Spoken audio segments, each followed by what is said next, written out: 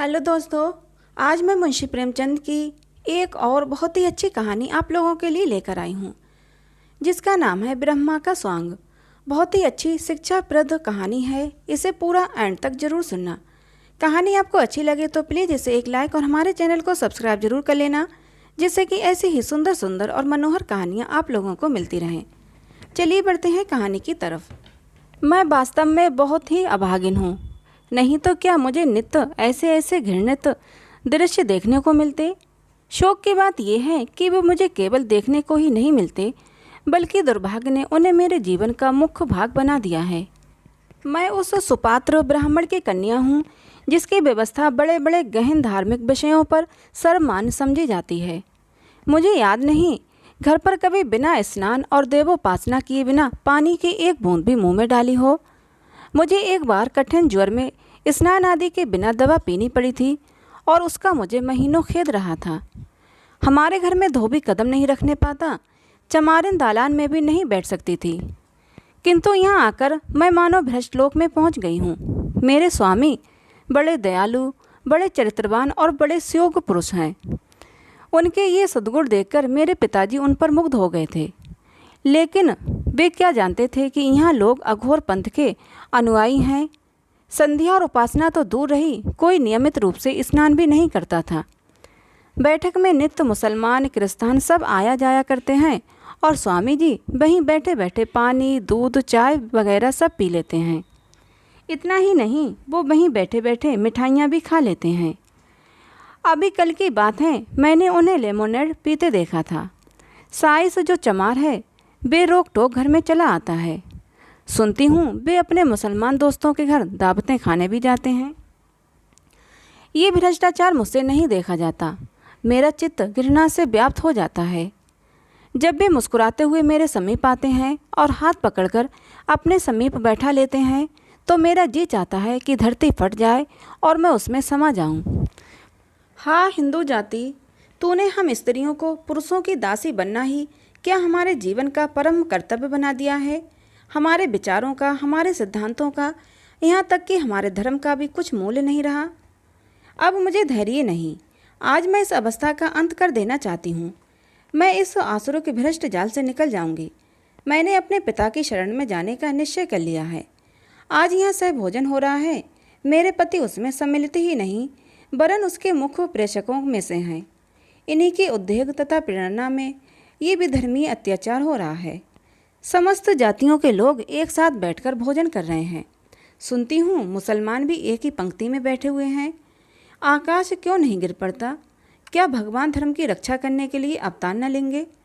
ब्राह्मण जाति अपने निजी बंधुओं के सिवाय अन्य ब्राह्मणों का भी पकाया भोजन नहीं करती। वही महान जाति इस अधोगति को पहुँच गई कि कायस्थों बनियों मुसलमानों के साथ बैठकर खाने में लेश मात्र भी संकोच नहीं करती, और बल्कि इसे जातीय गौरव, जातीय एकता का हेतु समझती है। दोस्तों, अभी जो कहानी में आप सुन रहे थे, ये एक स्त्री यानी कि एक पत्नी के विचार थे। अब पुरुष अपने विचारों को प्रकट करेगा। चलिए कहानी में आगे बढ़ते हैं। वो कौन शुभ घड़ी होगी कि इस देश की स्त्रियों में ज्ञान का उदय होगा और वे राष्ट्रीय संगठन में पुरुषों की सहायता करेंगी। हम कब तक ब्राह्मणों के गोरख धंधे में फंसे रहेंगे? हमारे विवाह प्रवेश कब तक जानेंगे कि स्त्री और पुरुषों के विचारों की अनुकूलता और समानता गोत्र और वर्ण से कहीं अधिक महत्व रखती है? यदि ऐसा ज्ञात होता तो मैं वृंदा का पति न होता और न वृंदा मेरी पत्नी। हम दोनों के विचारों में जमीन और आसमान का अंतर है। यद्यपि वो प्रत्यक्ष नहीं कहती, किंतु मुझे विश्वास है कि वो मेरे विचारों को घृणा की दृष्टि से देखती है। मुझे ऐसा ज्ञात होता है कि वो मुझे स्पर्श भी नहीं करना चाहती। ये उसका दोष नहीं, ये हमारे माता पिता का दोष है, जिन्होंने हम दोनों पर ऐसा घोर अत्याचार किया है। कल वृंदा खुल पड़ी। मेरे कई मित्रों ने सहभोज का प्रस्ताव किया था। मैंने उसका सहर्ष समर्थन किया। कई दिन के बाद विवाद के पश्चात अंत को कल कुछ गिने गिनाए सज्जनों ने सहभोज का सामान कर ही डाला। मेरे अतिरिक्त केवल 4 और सज्जन ब्राह्मण थे, शेष अन्य जातियों के लोग थे। ये उदारता वृंदा के लिए असहाय हो गई। जब मैं भोजन करके लौटा तो वो ऐसी विकल थी मानो उसके मर्म स्थल पर आघात हुआ हो। मेरी ओर विषादपूर्ण नेत्रों से देखकर बोली, अब तो स्वर्ग का द्वार अवश्य खुल गया होगा। ये कठोर शब्द मेरे हृदय पर तीर के समान लगे। ऐंठकर बोला, स्वर्ग और नरक की चिंता में वे रहते हैं जो अपाहिज हैं, कर्तव्यहीन हैं, निर्जीव हैं। हमारा स्वर्ग और नरक सब इसी पृथ्वी पर है। हम सब कर्म क्षेत्र में कुछ कर जाना चाहते हैं। वृंदा, धन्य है आपके पुरुषार्थ को, आपके सामर्थ्य को। आज संसार में सुख और शांति का साम्राज्य हो जाएगा। आपने संसार का उद्धार कर दिया, इससे बढ़कर उसका कल्याण क्या हो सकता है। मैंने झुंझलाकर कहा, अब तुम्हें इन विषयों के समझने की ईश्वर ने बुद्धि ही नहीं दी तो मैं क्या समझाऊं। इस पारस्परिक भेदभाव से हमारे राष्ट्र को जो हानि हो रही है उसे मोटी से मोटी बुद्धि का मनुष्य भी समझ सकता है। इस भेद को मिटाने से देश का कितना कल्याण होता है, इसमें किसी को संदेह नहीं। हाँ, जो जानकर भी अनजान बने उसकी बात दूसरी है। वृंदा, एक साथ भोजन किए बिना परस्पर प्रेम उत्पन्न नहीं हो सकता है। मैंने इस विवाद में पड़ना अनुपयुक्त समझा। किसी ऐसी नीति की शरण लेनी आवश्यक जान पड़ी जिसमें विवाद का स्थान ही ना हो। वृंदा के धर्म पर बड़ी श्रद्धा है। मैंने उसी के शास्त्र से उसे पराजित करना निश्चय किया। बड़े गंभीर भाव से बोला, यदि असंभव नहीं तो कठिन अवश्य है, किंतु सोचो तो ये कितना घोर अन्याय है कि हम सब एक ही पिता की संतान होते हुए एक दूसरे से घृणा करें, ऊंच नीच की व्यवस्था में मगन रहें। ये सारा जगत उसी परमपिता का तो विराट रूप है। प्रत्येक जीव में उसी परमात्मा की ज्योति आलोकित हो रही है। केवल इसी भौतिक पर्दे ने हमें एक दूसरे से पृथक कर दिया है।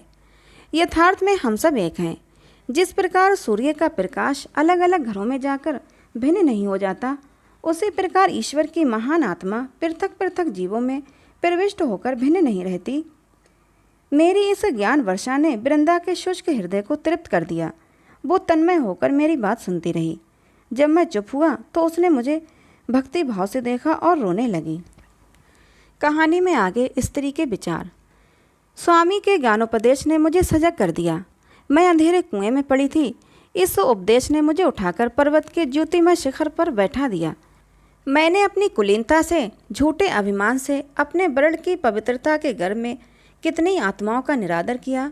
परमपिता, तुम मुझे क्षमा करो। मैंने अपने पूज्यपाद पति से इस अज्ञान के कारण जो अश्रद्धा प्रकट की है, जो कठोर शब्द कहे हैं, उन्हें क्षमा करना। जब से मैंने ये अमृतवाणी सुनी है, मेरा हृदय अत्यंत कोमल हो गया है। नाना प्रकार की सदकल्पनाएं चित्त में उठती रहती हैं। कल धोबिन कपड़े लेकर आई थी। उसके सिर में बड़ा दर्द था। पहले मैं उसे इस दशा में देखकर कदाचित मौखिक संवेदना प्रकट करती अथवा मेहरी से कहकर उसे थोड़ा तेल दिलवा देती, पर कल मेरा चित्त विकल हो गया। मुझे प्रतीत हुआ मानो ये मेरी बहन है। मैंने उसे अपने पास बैठा लिया और घंटे भर तक उसके सिर में तेल मलती रही। उस समय मुझे जो स्वर्गीय आनंद आ रहा था वो अकथनीय है। मेरा अंतःकरण किसी प्रबल शक्ति के वशीभूत होकर उसकी ओर खींचा चला जाता था। मेरी ननद ने आकर मेरे इस व्यवहार पर कुछ नाक भौं चढ़ाई, पर मैंने लेश मात्र भी परवाह न की। आज प्रातःकाल कड़ाके की सर्दी थी। हाथ पांव गले जाते थे। मेहरी काम करने आई तो खड़ी कांप रही थी। मैं लिहाफ ओढ़े अंगीठी के सामने बैठी हुई थी। तिस पर भी मुंह बाहर निकालते न बनता था। मेहरी की सूरत देखकर मुझे अत्यंत दुख हुआ। मुझे अपनी स्वार्थ वृत्ति पर लज्जा आई। इसके और मेरे बीच में क्या भेद है? इसकी आत्मा में उसी प्रकार की ज्योति है। ये अन्याय क्यों? क्यों? इसीलिए कि माया ने हमें भेद कर दिया है। मुझे कुछ और सोचने का साहस नहीं हुआ। मैं उठी, अपनी ऊनी चादर लाकर मेहरी को ओढ़ा दी और उसे हाथ पकड़कर अंगीठी के पास बैठा लिया। इसके उपरांत तो मैंने अपना लिहाफ रख दिया और उसके साथ बैठकर बर्तन धोने लगी। वो सरल हृदय मुझे वहाँ से बार बार हटाना चाहती थी। मेरी ननद ने आकर मुझे कौतूहल से देखा और इस प्रकार मुंह बनाकर चली गई मानो मैं घृणा कर रही हूँ। सारे घर में हलचल पड़ गई इस जरा सी बात पर। हमारी आंखों पर कितने मोटे पर्दे पड़ गए हैं। हम परमात्मा का कितना अपमान कर रहे हैं। दोस्तों, कहानी में आगे पुरुष के विचार। कदाचित मध्य पथ पर रहना नारी प्रकृति ही में नहीं है, वो केवल सीमा पर ही रह सकती है। वृंदा कहाँ तो अपनी कुलीनता और अपनी कुल मर्यादा पर जान देती थी, कहाँ अब साम्य और सहृदयता की मूर्ति बनी हुई है। मेरे उस सामान्य उपदेश का ये चमत्कार है। अब मैं भी अपनी प्रेरक शक्तियों पर गर्व कर सकता हूँ। मुझे उसमें कोई आपत्ति नहीं है कि वो नीच जाति की स्त्रियों के साथ बैठे, हंसे और बोले, उन्हें कुछ पढ़कर सुनाए, लेकिन उनके पीछे अपने को बिल्कुल भूल जाना मैं कदापि पसंद नहीं कर सकता। 3 दिन हुए मेरे पास एक चमार अपने जमींदार पर नालिश करने आया था। निसंदेह जमींदारों ने उसके साथ ज्यादती की थी, लेकिन वकीलों का काम मुफ्त में मुकदमे दायर करना नहीं। फिर एक चमार के पीछे एक बड़े जमींदार से कैसे बैर लूँ? ऐसे तो फिर वकालत कर चुका। उसके रोने की भनक वृंदा के कान में भी पड़ गई। बस वो मेरे पीछे पड़ गई कि उस मुकदमे को जरूर लो। मुझसे तर्क वितर्क करने पर उद्गत हो गई। मैंने बहाना करके उसे किसी प्रकार टालना चाहा, लेकिन उसने मुझसे वकालतनामे पर हस्ताक्षर कराकर तब पिंड छोड़ा। उसका परिणाम ये हुआ कि पिछले 3 दिन मेरे यहाँ मुफ्तखोर मुवक्किलों का तांता लगा रहा और मुझे कई बार वृंदा से कठोर शब्दों में बातें करनी पड़ी। इसी से प्राचीन काल के व्यवस्थाकारों ने स्त्रियों को धार्मिक उपदेशों का पात्र नहीं समझा था। इनकी समझ में ये नहीं आता कि प्रत्येक सिद्धांत का व्यवहारिक रूप कुछ और ही होता है। हम सभी जानते हैं कि ईश्वर न्यायशील है, किंतु न्याय के पीछे अपनी परिस्थिति को कौन भूल सकता है? आत्मा की व्यापकता को यदि व्यवहार में लाया जाए तो आज संसार में साम्य का राज्य हो जाए, किंतु उसी भांति साम्य जैसे दर्शन का एक सिद्धांत ही रहा और रहेगा। वैसे ही राजनीति में भी एक अलग वस्तु है और रहेगी। हम इन दोनों सिद्धांतों की मुक्त कंठ से प्रशंसा करेंगे, उन पर तर्क करेंगे, अपने पक्ष को सिद्ध करने में उनसे सहायता लेंगे, किंतु उनका उपयोग करना असंभव है। मुझे नहीं मालूम था कि वृंदा इतनी मोटी सी बात भी ना समझेगी। वृंदा की बुद्धि दिनों दिन उल्टी होती जाती है। आज रसोई में सबके लिए एक ही प्रकार के भोजन बने। अब तक घर वालों के लिए महीन चावल पकते थे, तरकारियां घी में बनती थीं, दूध मक्खन आदि दिया जाता था। नौकरों के लिए मोटा चावल, मटर की दाल और तेल की भाजियां बनती थीं। बड़े बड़े रईसों के यहाँ भी यही प्रथा चली आती है। हमारे नौकरों ने कभी इस विषय में शिकायत नहीं की थी, किंतु आज देखता हूँ वृंदा ने सबके लिए एक ही भोजन बनाया है। मैं कुछ बोल न सका, भौचंका सा हो गया। वृंदा सोचती होगी कि भोजन में भेद करना नौकरों पर अन्याय है। कैसा बच्चों का सा विचार है, ना समझ। ये भेद सदा रहा है और रहेगा। मैं राष्ट्रीय ऐक्य का अनुरागी हूँ। समस्त शिक्षित राष्ट्रीयता पर जान देता हूँ, किंतु कोई स्वप्न में भी कल्पना नहीं करता कि हम मजदूरों या सेवा वृत्तिधारियों को समता का स्थान देंगे। हम उनमें शिक्षा का प्रचार करना चाहते हैं, उनको दीनावस्था से उठाना चाहते हैं। ये हवा संसार भर में फैली हुई है, पर इसका मर्म क्या है ये दिल में भी समझते हैं, चाहे कोई खोल कर ना कहे। इसका अभिप्राय लेकिन यही है कि हमारा राजनीतिक महत्व बढ़े, हमारा प्रभुत्व उदय हो, हमारे राष्ट्रीय आंदोलन का प्रभाव अधिक हो। हमें ये कहने का अधिकार हो जाए कि हमारी ध्वनि केवल मुट्ठी भर शिक्षित वर्ग की ही नहीं, वरन समस्त जाति की संयुक्त ध्वनि है। पर वृंदा को ये रहस्य कौन समझावे? कहानी में आगे स्त्री के विचार।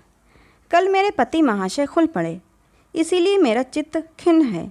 प्रभु, संसार में इतना दिखावा, इतनी स्वार्थांधता, हम इतने घातक हैं। उनका उपदेश सुनकर मैं उन्हें देवतुल्य समझने लगी थी। आज मुझे ज्ञान हो गया कि जो लोग एक साथ 2 नाव पर बैठना जानते हैं, वे ही जाति के हितैषी कहलाते हैं। कल मेरी ननद की विदाई थी। वो ससुराल जा रही थी। बिरादरी की कितनी ही महिलाएं निमंत्रित थीं। वे उत्तम उत्तम वस्त्राभूषण पहने कालीनों पर बैठी हुई थीं। मैं उनका स्वागत कर रही थी। निदान मुझे द्वार के निकट कई स्त्रियां भूमि पर बैठी हुई दिखाई दीं, जहां इन महिलाओं की जूतियां और स्लीपरें रखी हुई थीं। वे बेचारी भी विदाई देखने आई थीं। मुझे उनका वहाँ बैठना अनुचित जान पड़ा। मैंने उन्हें भी लाकर कालीन पर बैठा दिया। इस पर महिलाओं में मटकियाँ होने लगीं और थोड़ी ही देर में वे किसी न किसी बहानों से एक एक करके चली गईं। मेरे पति महाशय से किसी ने ये समाचार कह दिया। वे बाहर से क्रोध में भरे हुए आए और आंखें लाल करके बोले, ये तुम्हें क्या सूझी है? क्या हमारे मुंह में कालिख लगवाना चाहती हो? तुम्हें ईश्वर ने इतनी भी बुद्धि नहीं दी कि किसके साथ बैठना चाहिए। भले घर की महिलाओं के साथ नीच स्त्रियों को बैठा दिया।